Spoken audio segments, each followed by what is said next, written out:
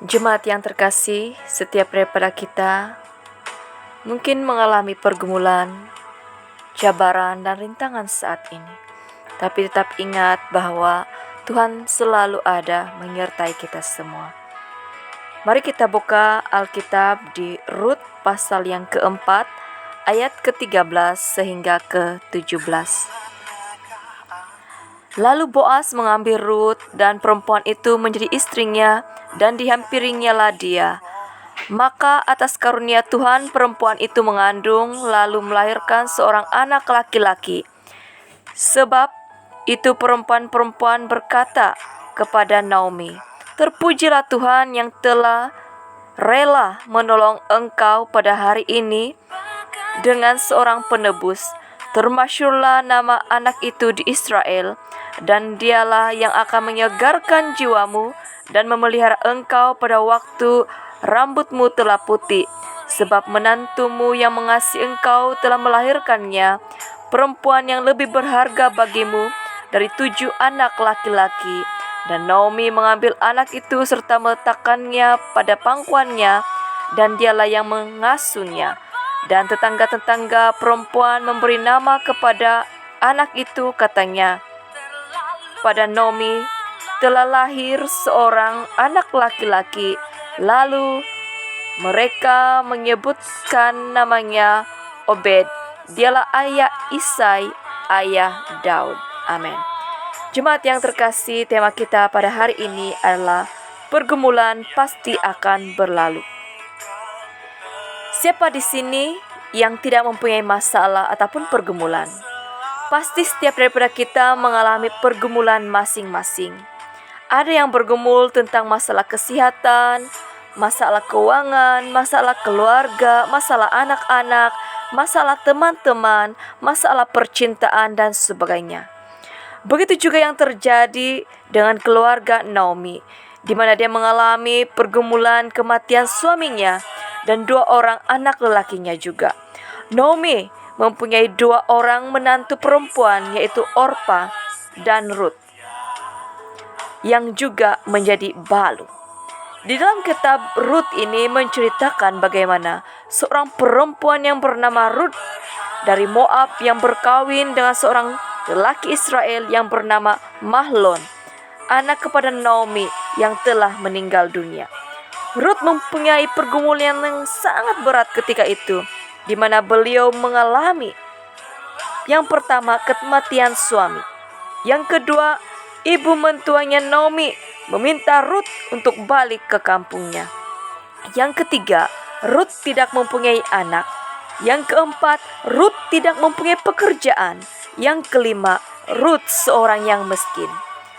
Melihat keadaan Rut, dia ini mengalami pergumulan yang sangat berat. Namun dia tetap kuat, sabar, dan tabah ketika dia menghadapi pergumulan yang berat ini. Melalui kepribadian Rut, kita belajar tentang pertama, kesetiaan kepada ibu mentua walau apapun situasi. Yang kedua, mencari pekerjaan bagi menapung keperluan harian. Yang ketiga, mempertahankan ikatan kekeluargaan dengan berkawin dengan saudara mendiang suaminya, yaitu Boas, seorang yang kaya raya. Yang keempat, tabah ketika menghadapi pelbagai kesusahan dan pergumulan. Yang kelima, kebaikan hati Rut menjadikan dia diberkati oleh Tuhan sehingga dia berkawin dengan Boas, seorang lelaki yang kaya raya, saudara kepada Naomi, dan mereka mempunyai zuriat anak. Rut juga menjadi ibu kepada Obed, yaitu bapa kepada Isai yang juga ayah kepada Raja Daud. Di sini kita melihat bagaimana Tuhan mengubah kehidupan Rut yang susah dan punya banyak pergumulan menjadi seorang wanita yang berkawin dengan seorang lelaki yang kaya raya serta diberkati oleh Tuhan.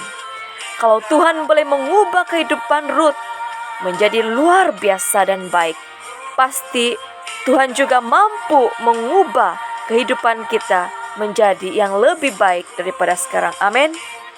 Pada zaman kita sekarang, bagaimana cara kita untuk berhadapan dengan pergumulan dalam hidup kita? Kita harus mengambil tindakan yang pertama, tetap kuat. Yang kedua, minta Tuhan menyentuh hati kita. Yang ketiga, ingat bahwa Tuhan itu baik. Yang keempat, keluar dari kehidupan yang penuh dengan pergumulan. Yang kelima, hidup baru di dalam Tuhan. Yang keenam, patuh kepada perintah Tuhan dan mentaati. Yang ketujuh, berdoa setiap hari. Dan yang ke-8, membangkitkan kebangunan rohani di dalam diri dan keluarga kita. Jemaat yang terkasih, seberat apapun pergumulan, masalah dan cabaran yang kita alami, ingatlah bahwa Tuhan tidak pernah meninggalkan kita.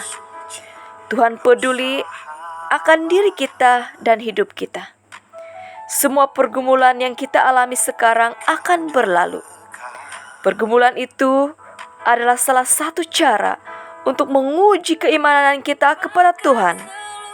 Marilah kita tetap percaya bahwa dalam segala sesuatu Tuhan tidak pernah merencanakan hal-hal yang jahat kepada kita, tapi semuanya itu maksud Tuhan yang baik dan tersendiri untuk membentuk kita menjadi anak-anak yang luar biasa. Kita dipersiapkan untuk menjadi orang-orang yang dapat dipakai bagi kemuliaan nama Tuhan. Amin. Marilah kita belajar seperti Rut yang tetap bersabar, tabah, dan tetap beriman kepada Allah. Mari kita berdoa. Bapa kami yang berada dalam kerajaan syurga, apapun pergumulan kami saat ini, Engkau yang mengerti. Mungkin ada di antara kami yang kehilangan saudara mara, suami, adik beradik, dan sebagainya. Sehingga itu membuatkan hati mereka dan kami semua terluka, kecewa, dan merintih. Namun, ajarilah kami supaya memiliki ketabahan seperti Rut, di mana dia belajar untuk tetap setia kepada ibu mentuanya. Dia berusaha mencari pekerjaan untuk menampung keperluan setiap waktu.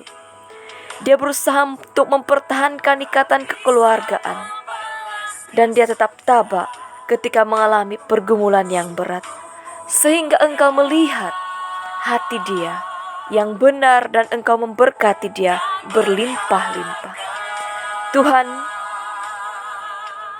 tolonglah kami supaya kami tetap diberikan kekuatan untuk menghadapi pergumulan yang ada.